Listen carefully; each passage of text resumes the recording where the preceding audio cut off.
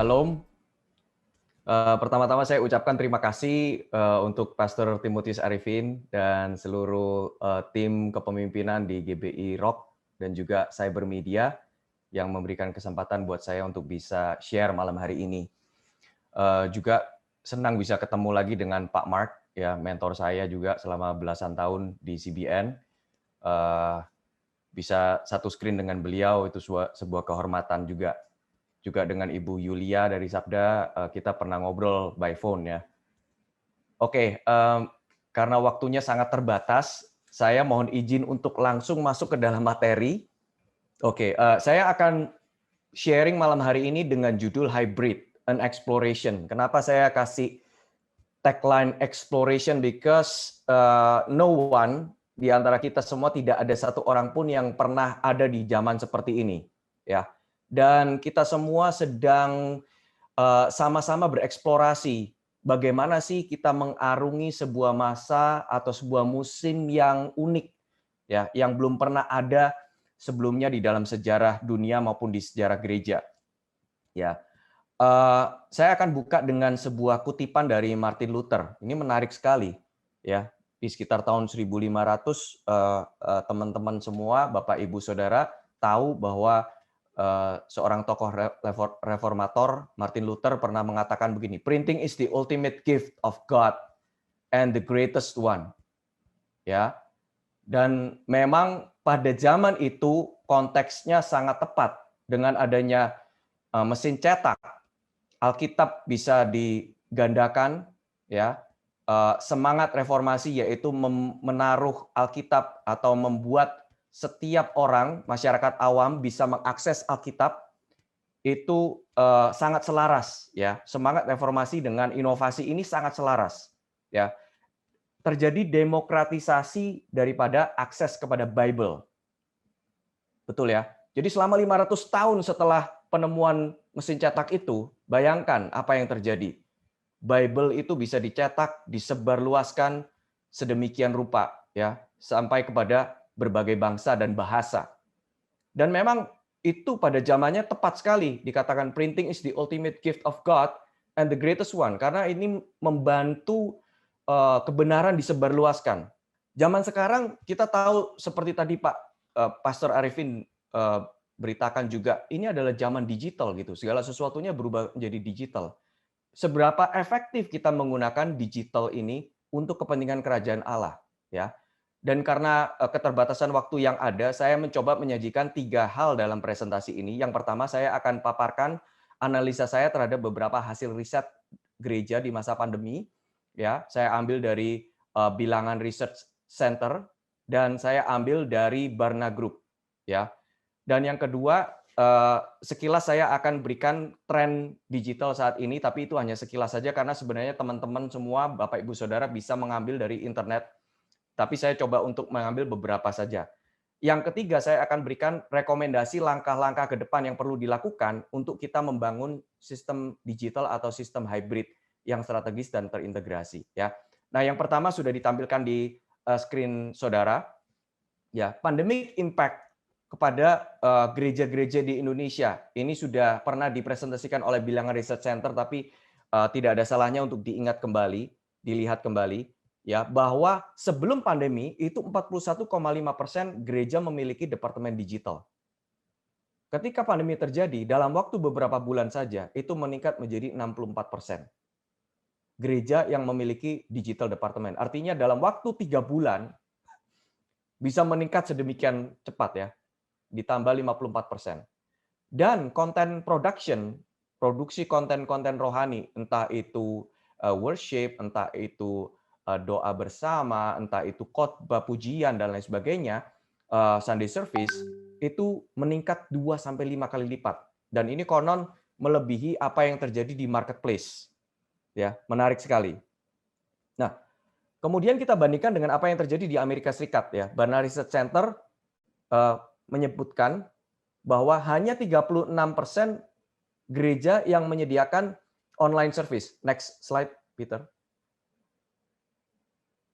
36% gereja menyediakan online service sebelum pandemi, ya. Tapi begitu pandemi terjadi, 67% dari 57% yang tidak punya online service tiba-tiba langsung bisa mengadakan online service. Berarti itu jump dari 36% menjadi 74%. Itu naiknya 106%, Bapak Ibu Saudara. Hanya dalam beberapa bulan, ya. Ini akselerasi luar biasa, ya. Nah, pertanyaannya adalah apakah ini hanya sementara atau ini adalah sebuah hal yang menjadi permanen dan menjadi sebuah normal yang baru, ya. Saudara lihat dari 36% naik ke 70% itu berarti nambahnya 38%. Artinya apa? Artinya selama bertahun-tahun gereja di Amerika Serikat itu hanya bisa mencapai 36%. Tetapi hanya dalam beberapa bulan dikalahkan, ya. 38% penambahan itu berarti kan mengalahkan 36%. Ya, percepatan yang sangat luar biasa.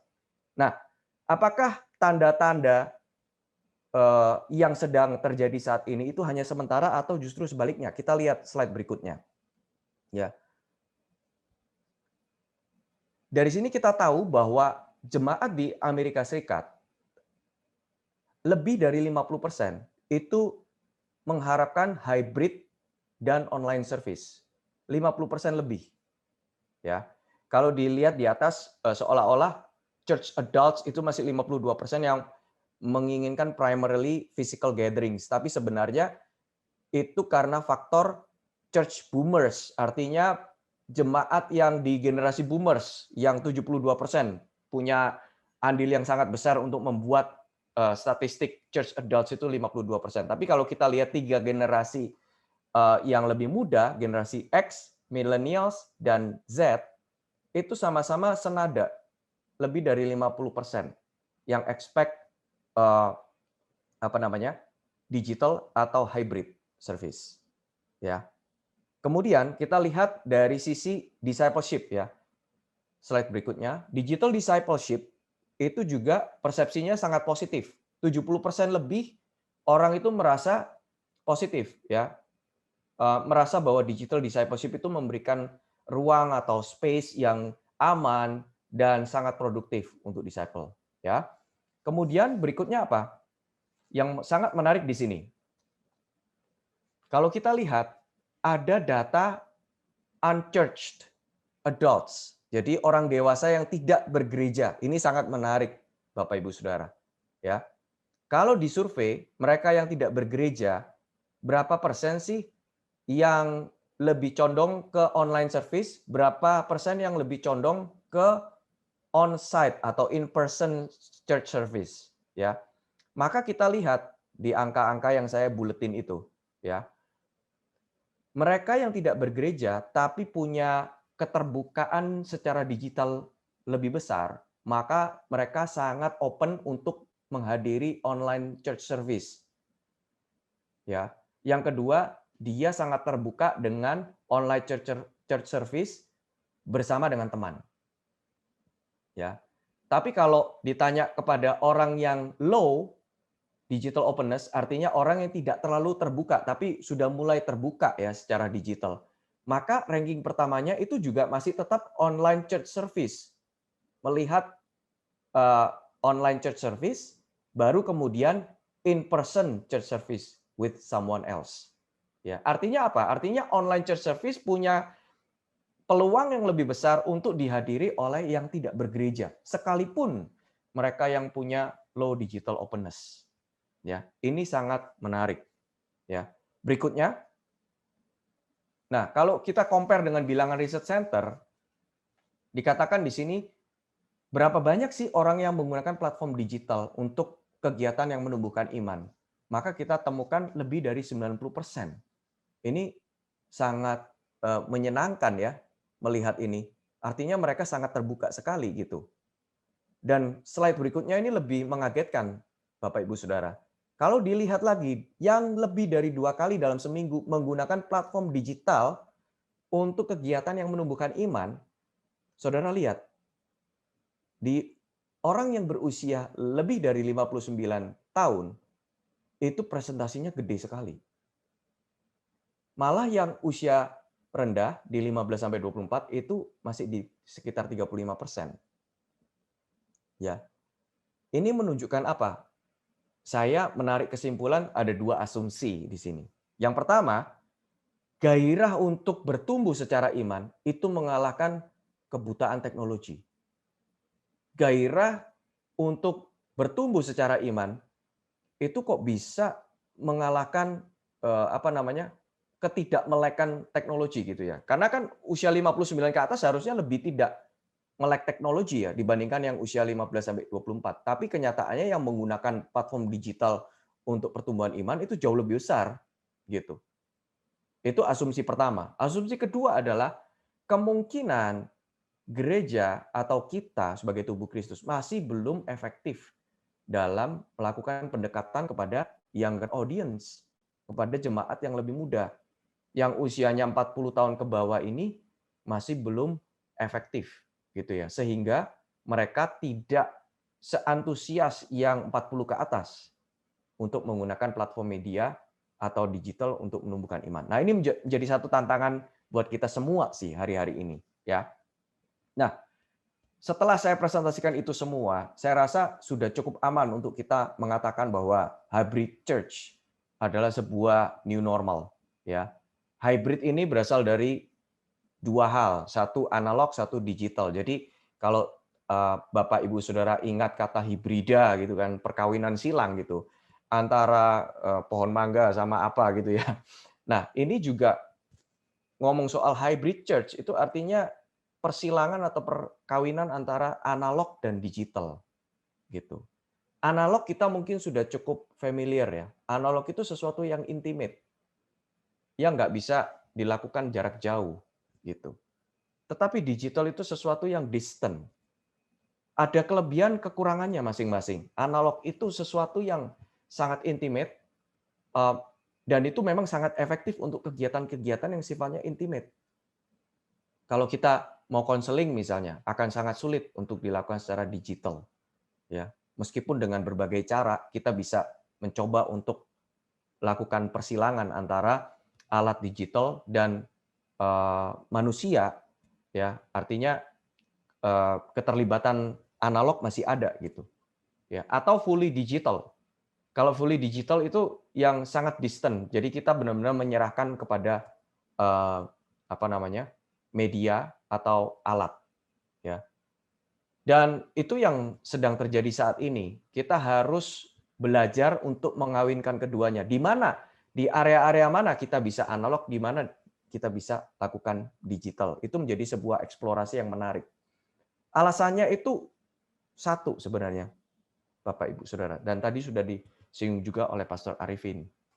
Ya, the biggest reason is to make disciple. Gitu. Go make disciple of all nations. Ya, dengan adanya digital, kita punya keterbatasan yang makin sedikit ya untuk bisa menjangkau yang jauh.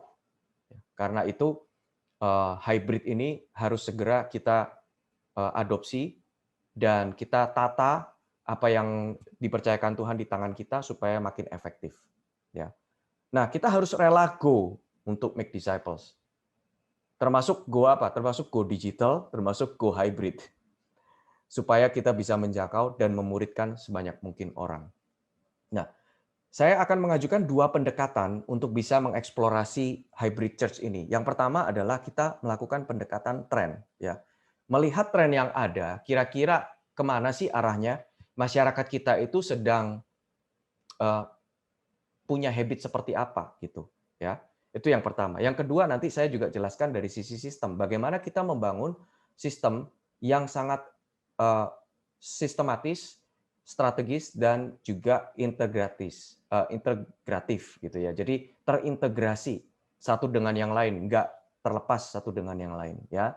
Nah, yang pertama saya akan coba sedikit mengulas dari sisi tren ya. Ini saya mengambil data dari We Are Social. We Are Social itu setiap tahun akan merilis data penggunaan media dari berbagai macam sisi, bisa mengulas dari sisi platformnya maupun dari sisi kontennya dan lain sebagainya. Dan saya akan hanya 3 slide aja di sini. Yang pertama membandingkan Januari 21 sampai 2020 dengan 2021 Maka ini kita membandingkan tahun 2019 dengan tahun 2020 sebenarnya ya.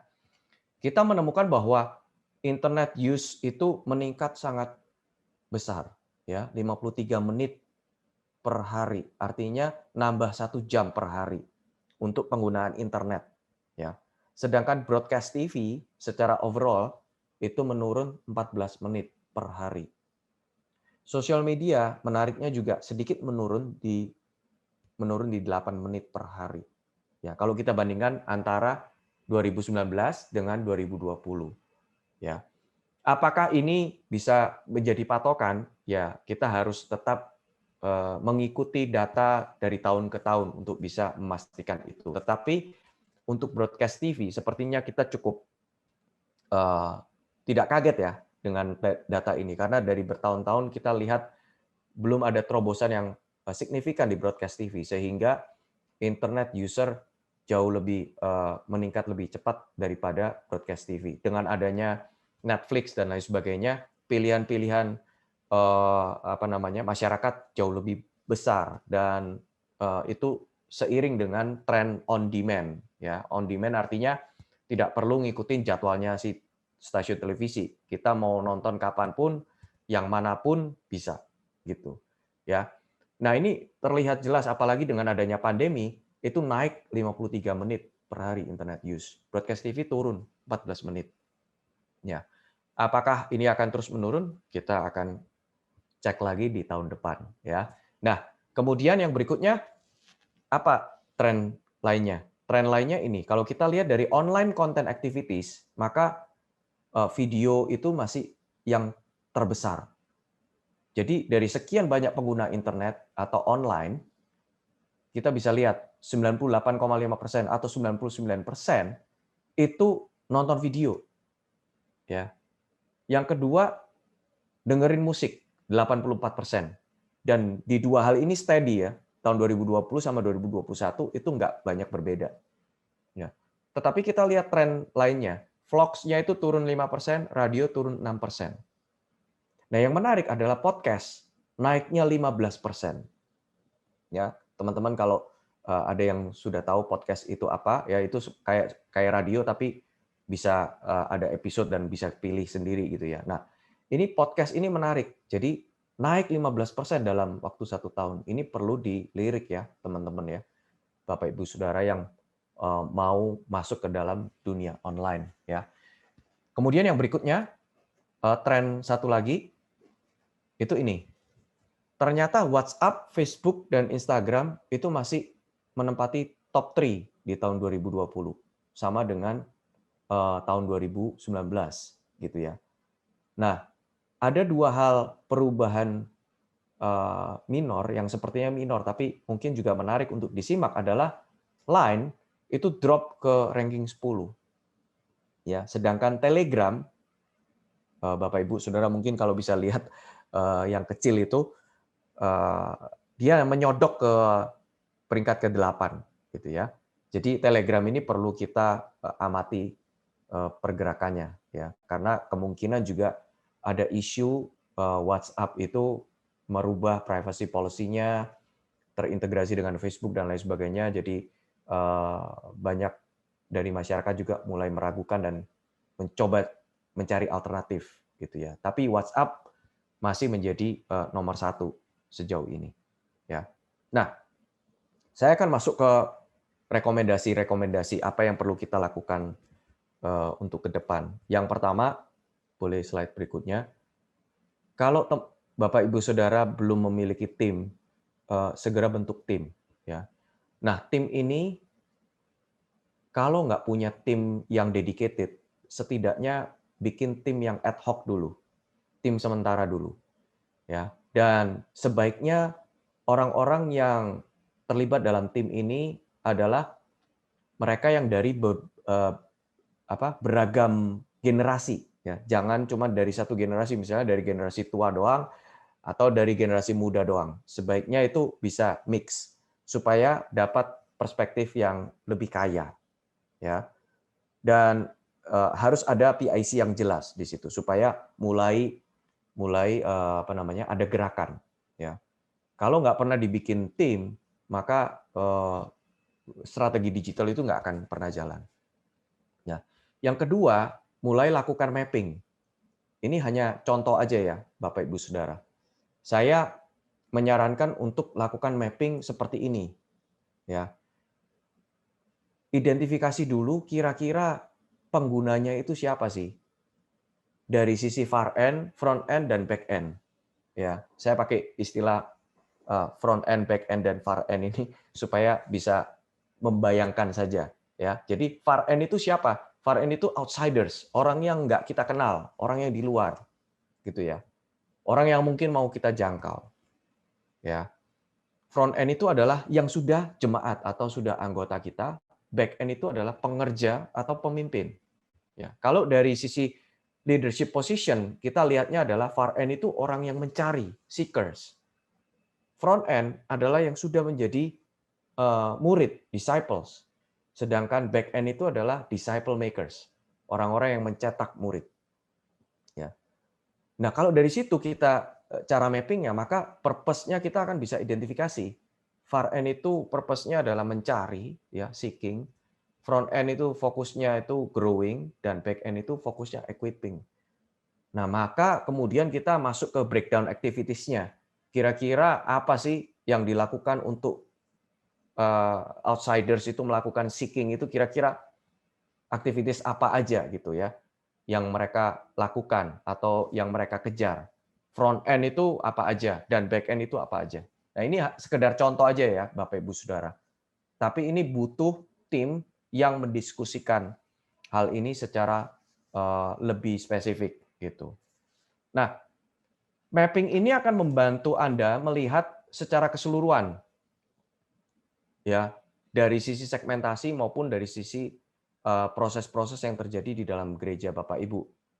Dan bisa terlihat nanti mana yang masih missing, mana yang terlewatkan, mana yang sudah ada gitu. Dan Bapak Ibu mungkin juga berpikir ya, kok kenapa ini harus selebar ini? Bukannya bikin tim digital atau program digital atau departemen digital gampang aja gitu kita bikin. Well, nanti kalau Bapak Ibu Saudara nggak lakukan mapping, takutnya adalah yang pertama itu tidak akan sinkron dengan strategi overall daripada gereja. Ya. Kemudian yang kedua, bahkan ada beberapa hal yang tidak terpikir dari sisi strategi gereja karena kita lihat dengan adanya teknologi digital bisa jadi itu merevisi atau menambahkan atau mempertajam strategi gereja gitu. Kalau di dalam dunia corporate sekarang ini itu malah sekarang hampir dikatakan mirip atau bahkan bisa dikatakan sama gitu antara strategi digital dan strategi corporate. Karena seringkali digital itu alat disruptif yang membuat sebuah perusahaan itu menjadi berbeda ya, punya daya saing yang jauh lebih kuat atau lebih menonjol ya dibandingkan yang lain gitu. Jadi penting untuk kita melihat dari sisi sudut pandang yang lebih besar, bukan hanya sekedar oke digital itu ya udah ngurusin aja teknologi atau konten gitu ya. Tapi kita lihat dari keseluruhannya. Dan kemudian fungsi dari mapping ini adalah kita bisa lihat mana yang masih bolong. Celahnya ada di mana? Critical point-nya ada di mana? Mana yang mesti kita dulukan gitu ya. Nah, baru kemudian kita masuk ke tahap 3 yaitu tools analysis ya. Nah, tools analysis ini tentu saya nggak akan bahas satu persatu, waktunya akan sangat panjang. Tetapi Bapak Ibu Saudara ada proses yang cukup panjang sebenarnya untuk melakukan tools analysis gitu ya. Kita harus define dulu purpose-nya apa ya. Purpose-nya antara Sunday service misalnya, kita ambil contoh ya, Sunday service atau ini hanya sekedar menonton saja, itu kan pasti beda. Purpose itu akan menentukan sekali platform apa yang akan kita gunakan. Ya. Kemudian users-nya itu juga harus kita define. Yang primary yang mana, yang secondary yang mana. Gitu. Saya kasih contoh lagi Sunday service. Siapa sih penggunanya Sunday service? Kalau kita nggak bisa define primary dan secondary-nya, kita bingung. Ini Sunday service sebenarnya buat jemaat doang yang sudah jemaat atau buat orang yang ada di luar, yang seekers. Ya. Nah, terserah setiap gereja punya strategi masing-masing, tapi sekali lagi harus kita definisikan, ini Sunday service buat siapa sebenarnya. Nah, kalau ini ditujukan untuk seekers, maka tentu kita akan memilih platform yang mudah untuk diakses oleh seekers, betul nggak? Dan secara konten pun strategi kontennya akan jauh berbeda dengan jika kita memproduksi untuk jemaat sendiri, ya, gitu. Jadi Bapak Ibu Saudara harus define dulu purpose-nya apa, user-nya siapa, terus kemudian lakukan serangkaian survei, external survei untuk melihat tools apa yang available di market, kemudian internal survei juga melihat preferensi dari users, behavior yang sudah ada sekarang seperti apa, kemudian ada kebutuhan evaluasinya ke depan seperti apa, data analisisnya seperti apa, dan seterusnya. Ini proses yang cukup panjang dan kompleks, ya. Untuk kita menentukan tools apa yang paling tepat untuk kita gunakan, lakukan langkah-langkah ini, ya.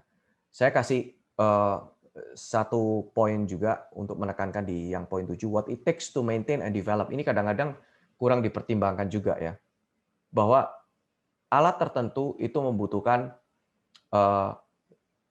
manpower atau resources tertentu untuk dipelihara dan untuk dikembangkan.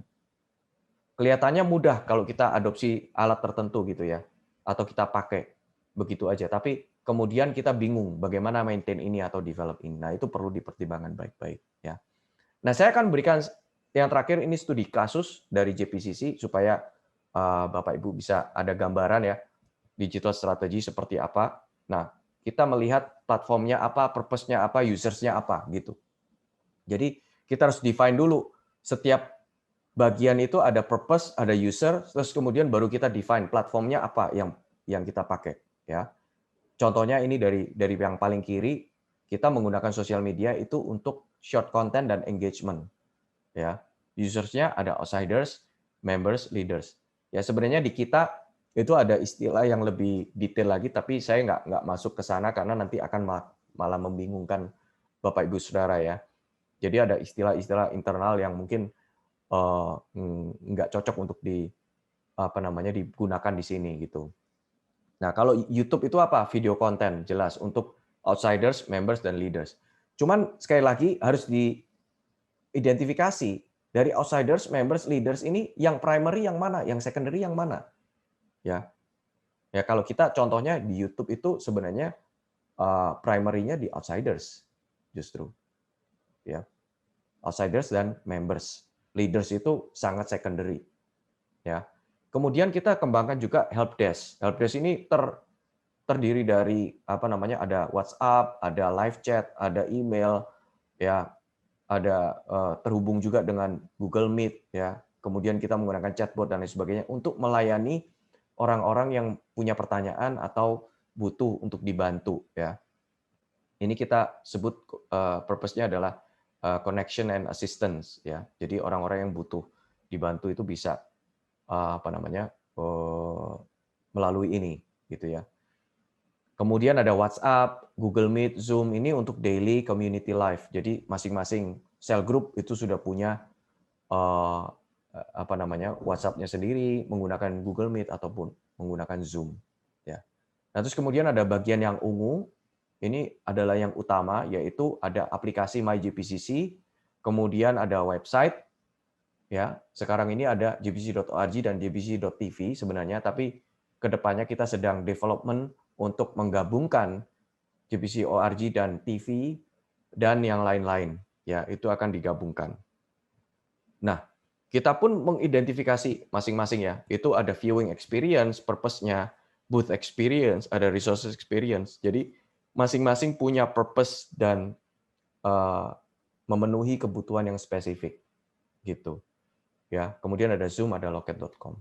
Nah, saya akan tutup dengan ini. Jadi kalau Bapak Ibu lihat ini bahwa ternyata cukup besar ya yang perlu kita lakukan untuk transformasi digital. Dan saya juga melihat bahwa ini bukan proses yang cukup mudah ya.